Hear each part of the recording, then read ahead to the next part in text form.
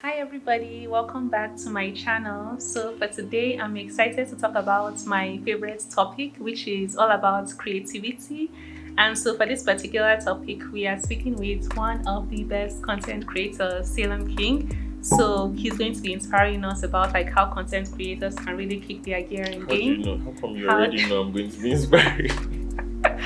Because that's what you do. That's what you do on social media. He encourages other creatives, talks about personal development, life topics. So if you're a creative, just get ready because this conversation is going to be a good one. And I hope you have a notepad just so you can take a couple of notes. Wow, so much pressure. No, like, come on. Yeah, one of the best. There's no pressure. It's just your experience. So we are going to get started with the conversation. So just to start things off, I wanted to really talk about, how do you define creativity? What does it really mean to you? And what are some of the myths surrounding, who can create or people's ability to be creative? Yeah. So there's something I say which a lot of people disagree with, but I strongly believe and apply to everything. It's that I believe everyone is a creative. Mm-hmm. Everyone can be a creative, and it's because of how I define creativity. I don't see it just as the ability to create something new entirely. I see it as the ability to create connections, which is really all that creativity is. You don't necessarily have to be making anything from scratch, but just making connections between familiar elements in an unfamiliar way. So combining different things that people do not believe should be combinable. I feel like they should be mutually exclusive, and finding ways to bring those two things together and present it to the world in a way they haven't seen together before. I feel like that's how, or I believe that that's how chefs come up with recipes. Yeah, they're like, oh, you can't combine this and this, and one crazy chef is like, why not? And they try it. Maybe it goes badly, or maybe the 99th time one of the experiments go well, and then there's a new recipe. And I believe that applies to all of life. You could be an accountant, an engineer, and that's the whole reason why you could pick up one skill in one field and maybe fail at it. And that skill you picked up, you could apply to something else. Certain skills are transferable. Yes. All of that is creativity, and it really isn't about creating something new, but taking from one area to another and applying. So yeah. Thank you. And creativity is not just one particular skill. No. It's all of life, really. Yeah. I love your definition, honestly. The ability to create connection. I've never really had that definition before because whenever I think about creativity, it's just your self-expression, expressing who you are to the world. But you say creating connection, that is deep. Everybody has the ability to create. Everyone really. When people think about creativity, you think about artists, musicians, painters, and all. But that's really limiting because those are creative professions. Those are creative pursuits. Yes. Those things aren't creativity in themselves. They are expressions of creativity. And the way you go about what can I use as an example? The way you go about balancing accounts, for example, could be a creative expression. Wow.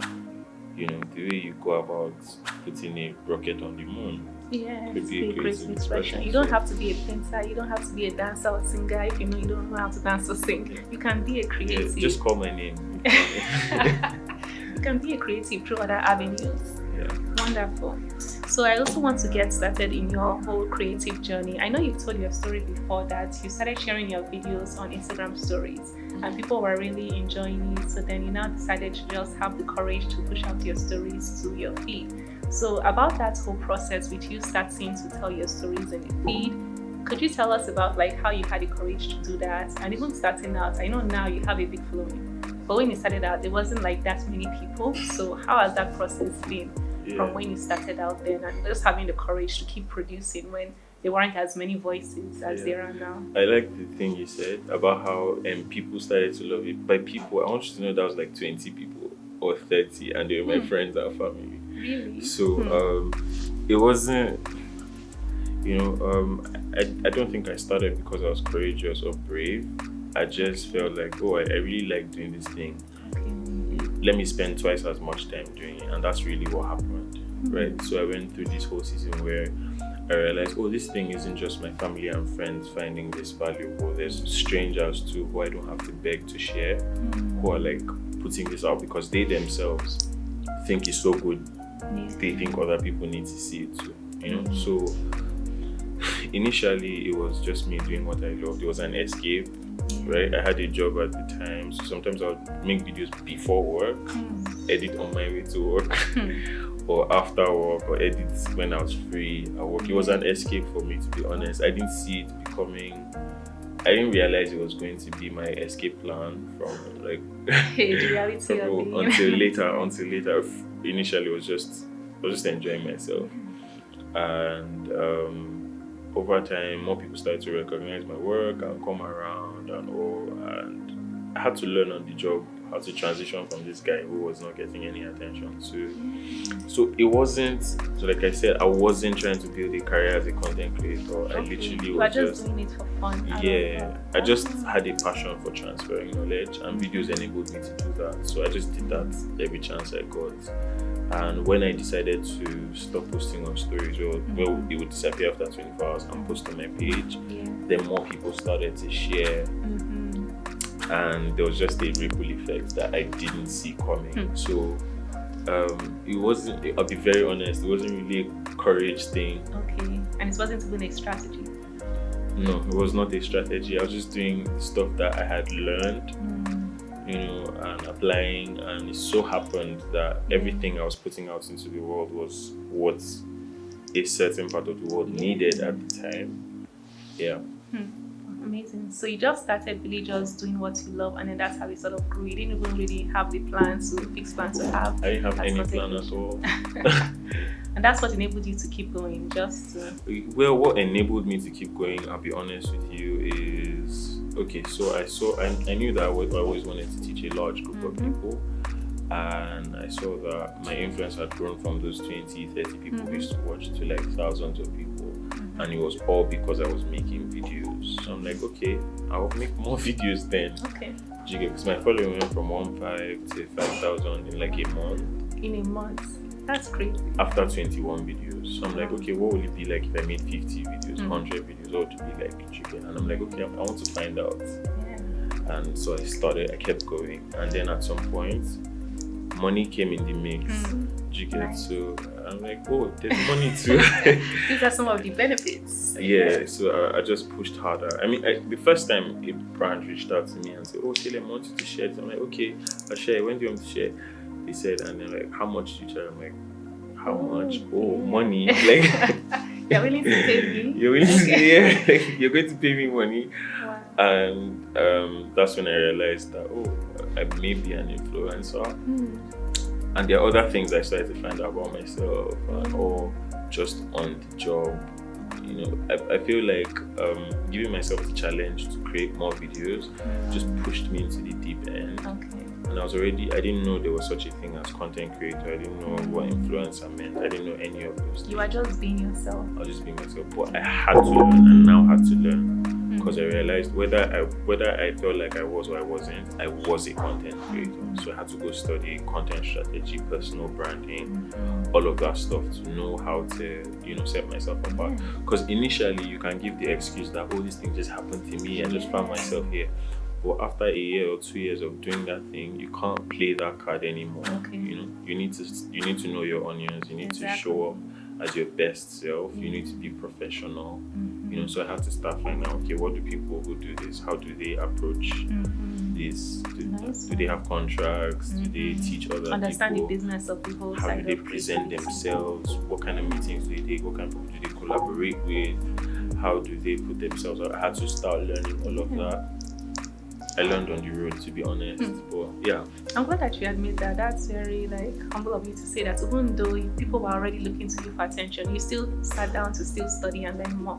So those are for content creators. If you really don't really know anything about the game, this is somebody that's already been there, and he's telling you that he still has to sit down and learn more about the process. So it's a continuous learning process. Yeah, because it was weird Don't for me. just think you've arrived there. I mean, it was weird for me. All those people giving me attention and stuff, and I'm like, what? Like, I couldn't see what they saw. I'll be very honest now, right? Sometimes when I would make a video about something, I'm like, oh my gosh, I needed this. And I'm like, how old are you? Didn't you know this?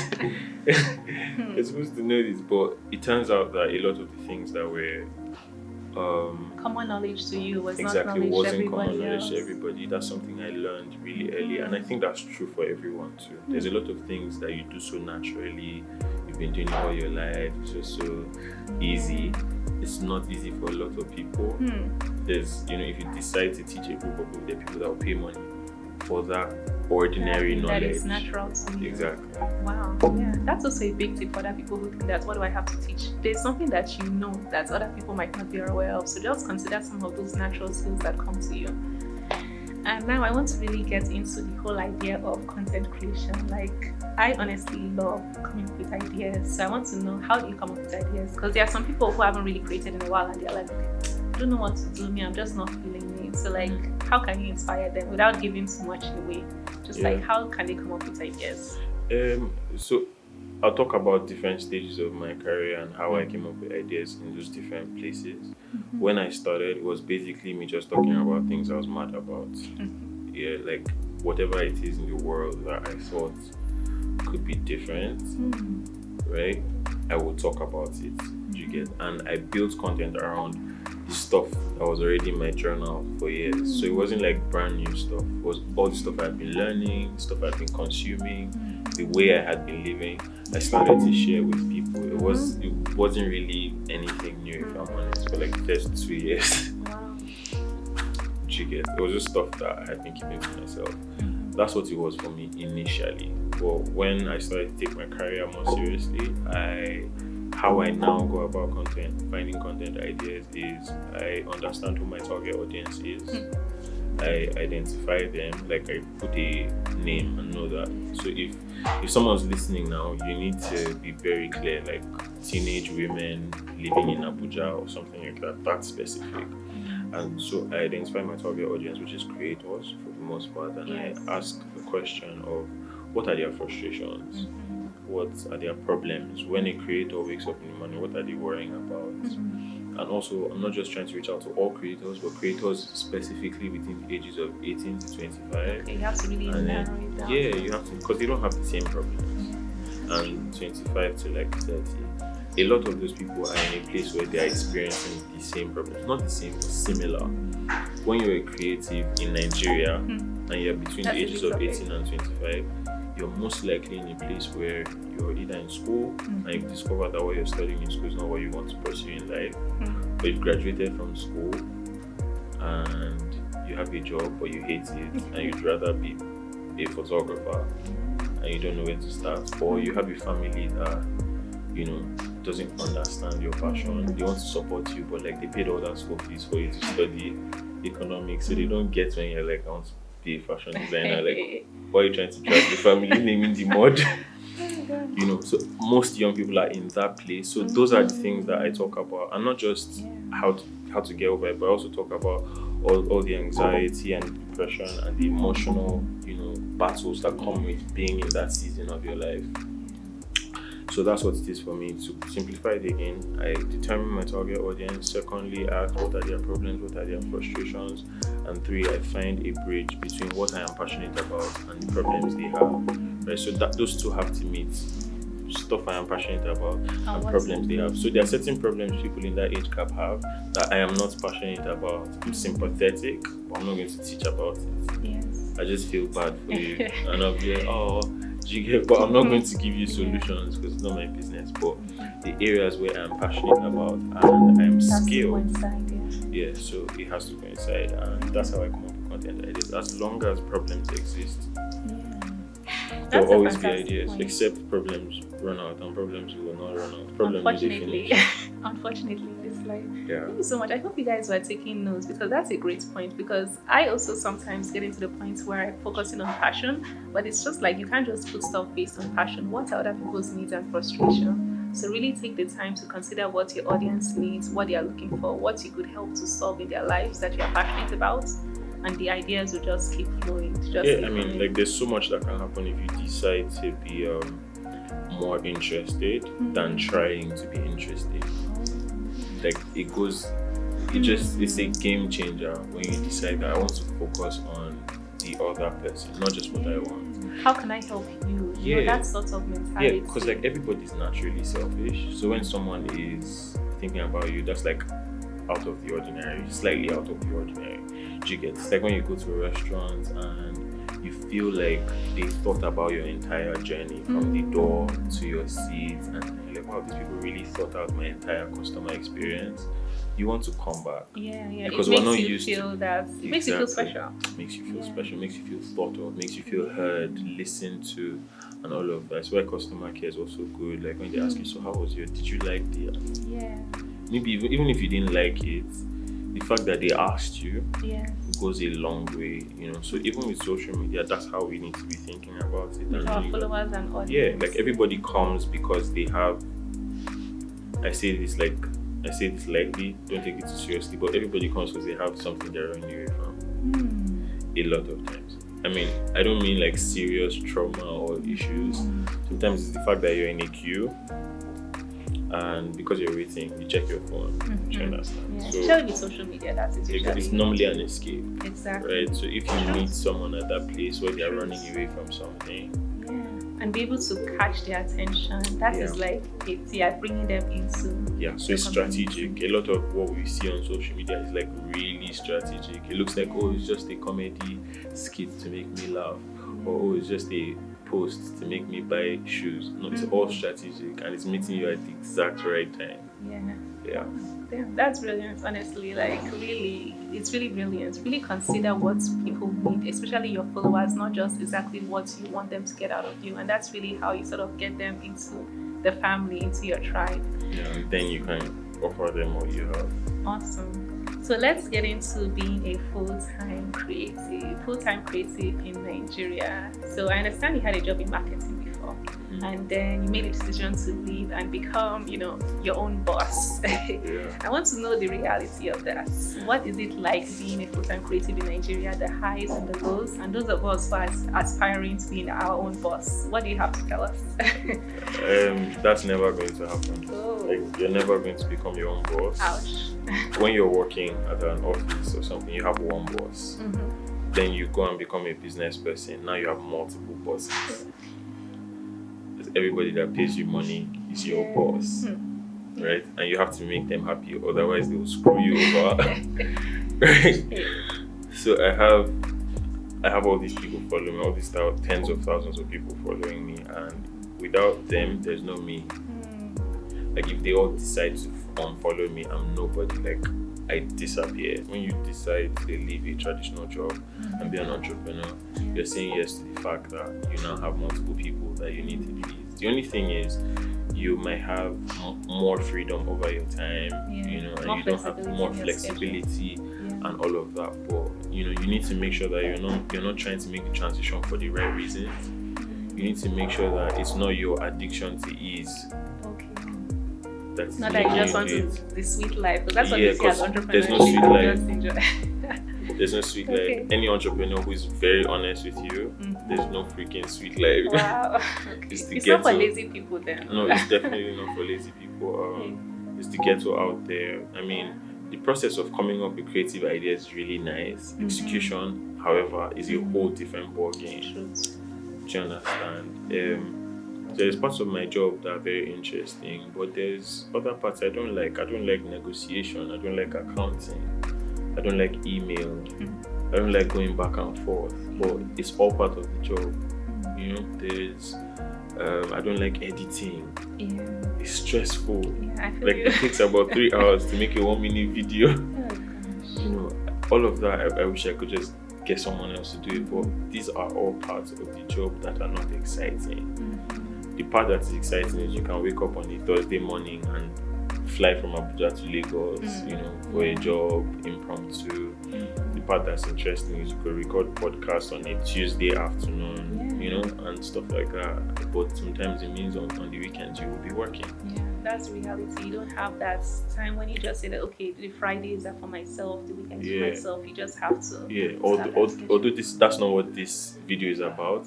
It's important for everyone who's a full-time creator, entrepreneur, to be very intentional about rest, about infusing rest into everything, because you get into that place where you start to, because your output is directly related to what you put in, right?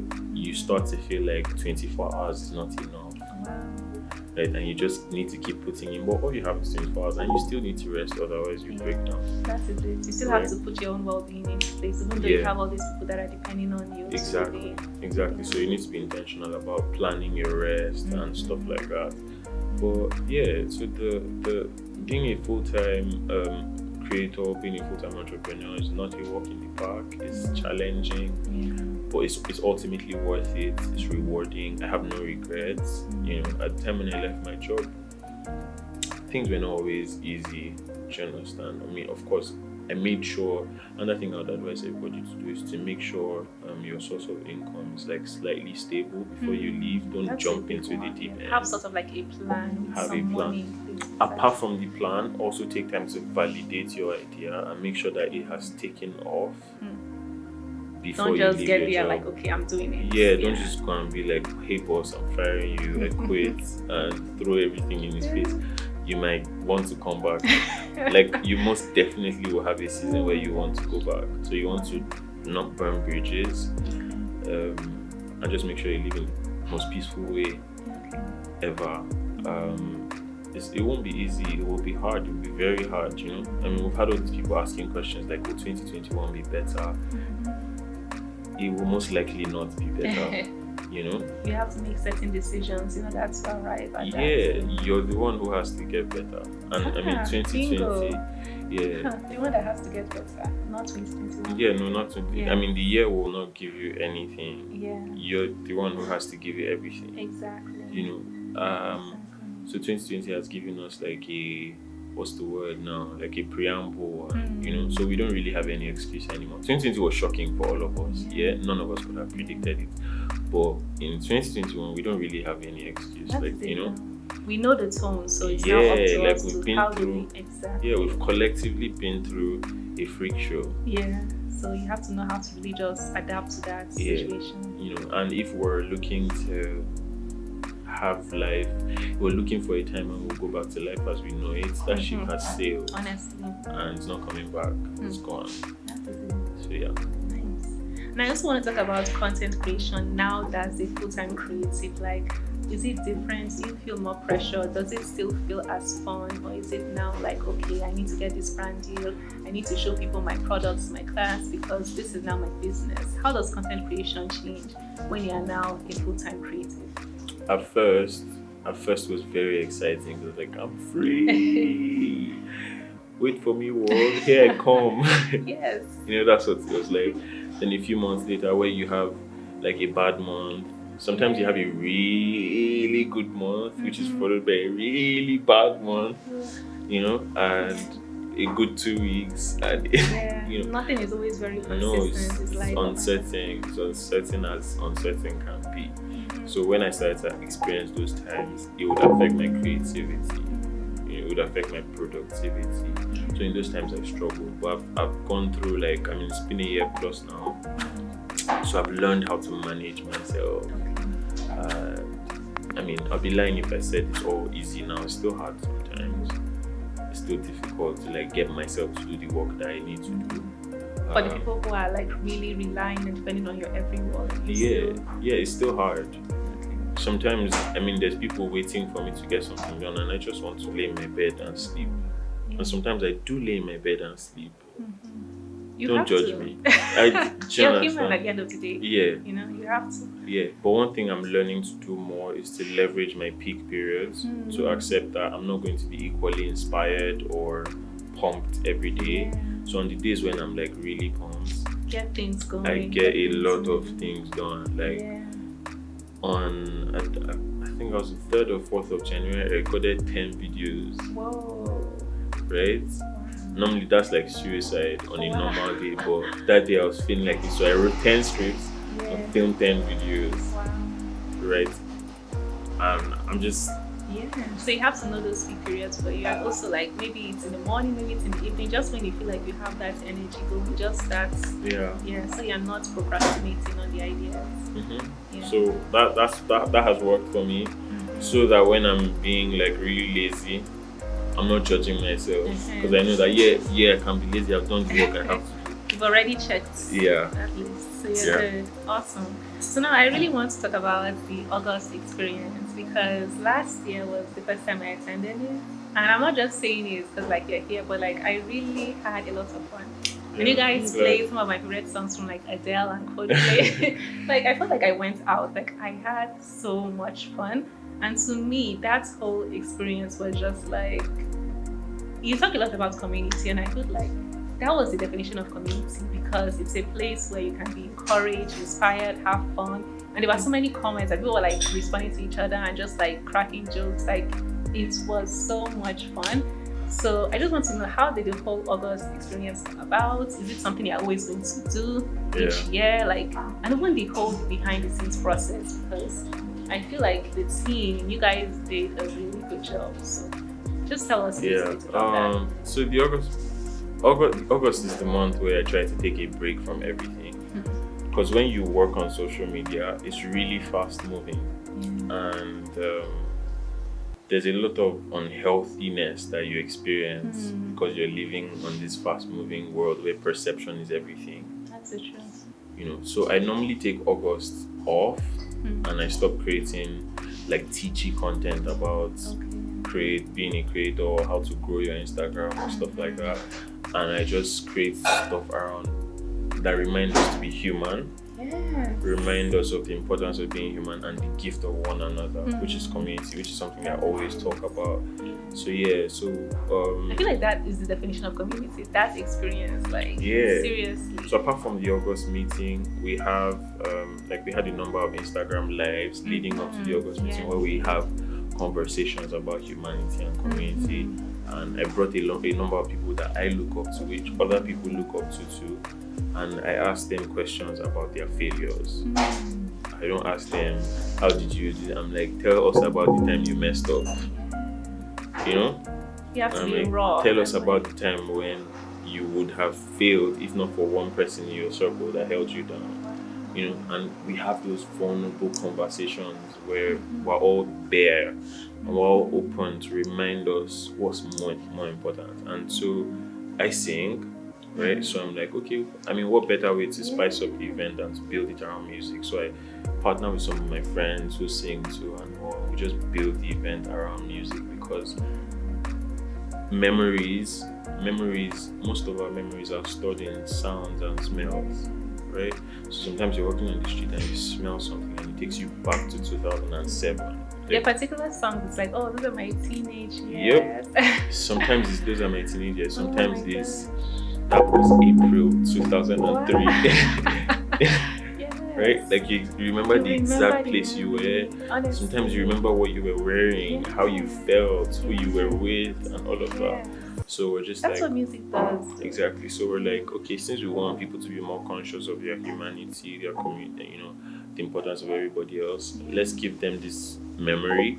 And let's store these memories in songs so you can carry that through the year. I mean, I still go back to watch the event multiple times. It's supposed to be a physical event, but COVID happened because we want the first edition of the August meeting we had in 2019 was physical, you know, so it was like a 1 hour event, but after the event, people were there for like another 1 hour, 30 minutes, just talking, connecting, dancing, and all, because that's the whole point, for us to remember that, you know, we need one another. And honestly, really, really great experience. So like, kudos to you and kudos to your whole team for pulling that out. Like, I'm looking forward to the next one. So I had so much fun. Like, people like me that are like a nerd, I was like, I went out, I had a good time.